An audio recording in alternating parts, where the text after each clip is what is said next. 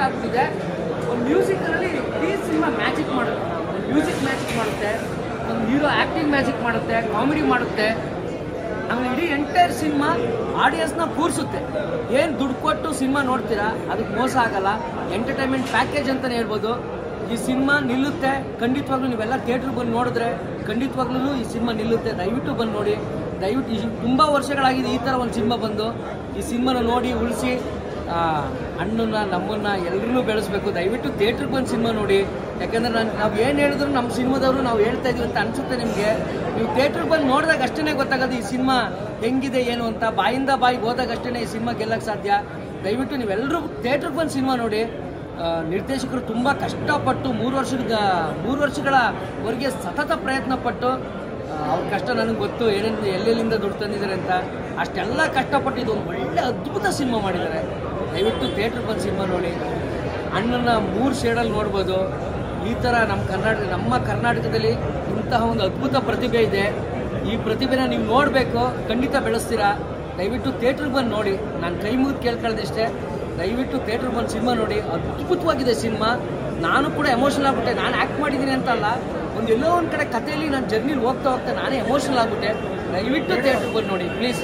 ಉಳಿಸಿ ಕನ್ನಡ ಸಿನಿಮಾನ ಉಳಿಸಿ ಬೆಳೆಸಿ.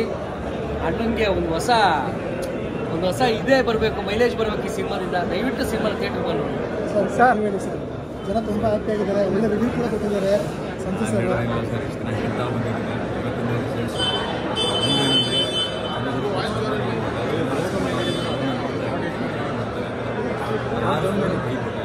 ಸೇಟಿಂದ ಕೈ ಅದು ಭಾಳ ಖುಷಿಯಾಗಿ ಪ್ರತಿಯೊಂದು ಸೀಟು ಎಂಜಾಯ್ ಮಾಡ್ತಾರೆ. ಆನೆಸ್ಟಾಗಿ ಹೇಳ್ತಾರೆ, ಹಿಂಗೆ ಅನ್ನಿಸ್ತಾ ಇದೆ ಎಲ್ಲರೂ ಭಾಳ ಖುಷಿಯಾಗಿದೆ.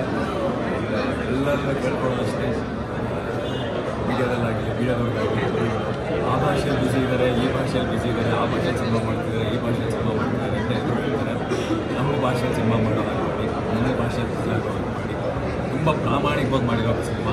3 ವರ್ಷಗಳ ಕಾಲ ಆದ ನಂತರ ನಾನು ಮತ್ತೆ ಆಡಿಯನ್ಸ್ ಬರಬೇಕು ಅಂತಂದರೆ ಹೀಗೆ ಬರಬೇಕು, ಈ ರೀತಿ ಯಾವುದೋ ಒಂದು ಬೇರೆ ಥರ ತಂದೆ ಬರಬೇಕು ಅಂತ ತುಂಬ ಕಷ್ಟಪಟ್ಟು ಮಾಡಿರೋ ಸಿನಿಮಾ. ನಿರ್ದೇಶಕರು ಅರುಣವರಾಗಿರ್ಬೋದು, ಭಟ್ರಾಗಿರ್ಬೋದು, ಭಾಳ ಸತ್ಯ ಪ್ರಾಮಾಣಿಕತೆಯಿಂದ ಸಿನಿಮಾ ಮಾಡಿದ್ದಾರೆ. ಸೊ ದಯವಿಟ್ಟು ಚಿತ್ರಮಂದಿರಕ್ಕೆ ಬಂದು ಸಿನಿಮಾನ ನೋಡಿ.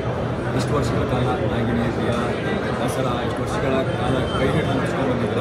KTM ಮುಖಾಂತರ ಭುಜ ತಟ್ಟಿ ಬೆಳೆಸ್ತೀರ ಅಂತ ನಾನು ಭಾವಿಸಿದ್ದೀನಿ.